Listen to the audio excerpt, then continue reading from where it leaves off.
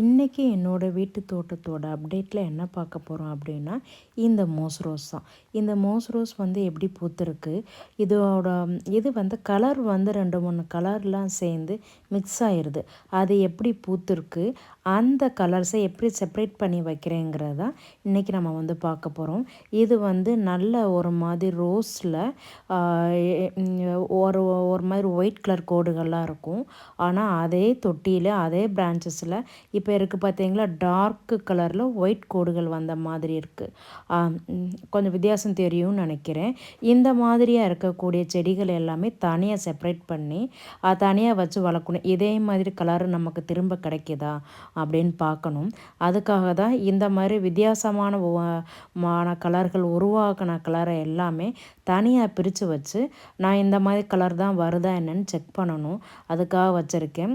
இதில் வந்து என்னென்னா, இப்போ இப்படி இந்த பார்த்தீங்களா, வித்தியாசம் தெரியுதா உங்களுக்கு? நல்லா தெரியுதா?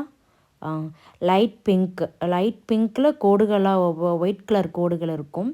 இது வந்து டார்க் பிங்க் ஆர்டினரி பிங்கோட பாலினேட் ஆகி இது மாதிரி ஒரு வித்தியாசமான கலரில் நமக்கு வந்து பூக்கள் வந்து கிடைக்குது.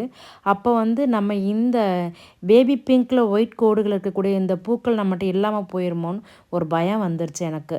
அதனால தான் இப்போ வந்து என்ன பண்ணுறதுன்னா, இந்த மாதிரி இதெல்லாம் தனியாக எடுத்து வச்சுட்டு பாலினேட் ஆகாத மாதிரி தனியாக எடுத்து வைக்கணும்னு நினச்சிருக்கேன். அப்புறம் இது ஆஸ் யூஷுவல் நம்ம வீட்டில் எப்போவுமே பூத்துருக்கக்கூடிய டேபிள் ரோஸ் தான். அப்புறம் உங்களுக்கு இன்னொன்று காமிக்கிறேன். இது வந்து ஒரு வித்தியாசமான கலர். இப்போ இந்த மாதிரி வித்தியாசமான கலர் என்கிட்ட இது வரைக்கும் இல்லை. இப்போ தான் பூத்துருக்கு. பார்ப்போம் எப்படி இருக்குன்னு பார்ப்போம். அந்த ஒரு மாதிரியே இருக்குது பார்த்தீங்களா, அந்த கலர். அப்புறம் நீங்கள் இப்போ பார்த்துக்கிட்டு இருக்கிறது டார்க் ரெட்டு. இது இருக்குது பார்த்தீங்களா, இந்த ரெட் கலரோட வேறொரு கலர் சேர்ந்து லைட்டு ரெட்டு வேறு நம்மகிட்ட இப்போ வந்து புதுசாக ஒரு கலர் வந்து உருவாயிருக்கு. வாங்க காமிக்கிறேன் உங்களுக்கு. பார்த்தீங்களா, அந்த ரெட்டுக்கும் இந்த ரெட்டுக்கும் வித்தியாசம் தெரியுதா? அதான் இப்போ வந்து எனக்கு ஒரே கவலையாக இருக்குது. என்னென்னா, இது மாதிரி கலர் வந்து மிக்ஸ் ஆகி நம்மகிட்ட இருக்கிற ஒரிஜினல் கலரே இல்லாமல் போயிருமோன்னு இருக்குது. அதனால் நம்ம பாலினேட் ஆகாத அளவுக்கு நல்ல கலர்ஸ் எல்லாம் தனியாக எடுத்து வைக்கணும் அப்படின்னு நினச்சிருக்கேன். இது கரெக்டாக என்னன்னு தெரியல. அப்புறம் இப்போ தான் கொஞ்சம் கொஞ்சமாக சென்ட்ரலாலாம் பூக்க ஆரம்பிச்சிருக்காங்க. பார்த்தீங்களா, அழகாக குட்டியாக பூத்துருக்கு பார்த்தீங்களா சென்ட்ரலாக. சூப்பராக இருக்குல்ல இந்த கலரு.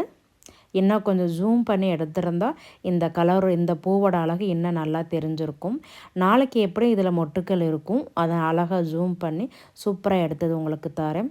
அப்புறம் இது என்னோடய கரிசலாங்கண்ணிங்க. இந்த வெயிலில் அவ்வளோ ஒரே வாட்டம்.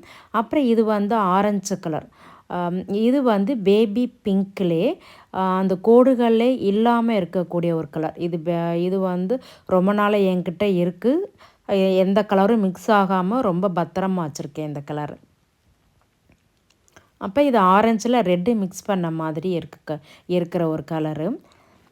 அடுத்து வந்து இந்த எல்லோ சென்ட்ரலில் அழகாக இருக்குல்ல, இதையும் ஜூம் பண்ணி எடுத்திருந்தா இன்னும் அழகாக தெரிஞ்சிருக்கும்.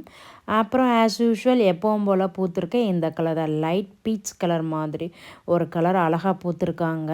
இதில் நிறைய கலர்ஸ் இருந்துச்சு. கொஞ்சம் கொஞ்சமாக எடுத்து வேறு வேறு தொட்டியில் வச்சுட்டு இந்த தொட்டி முழுக்கும் இந்த கலராகவே வச்சுட்டேன்.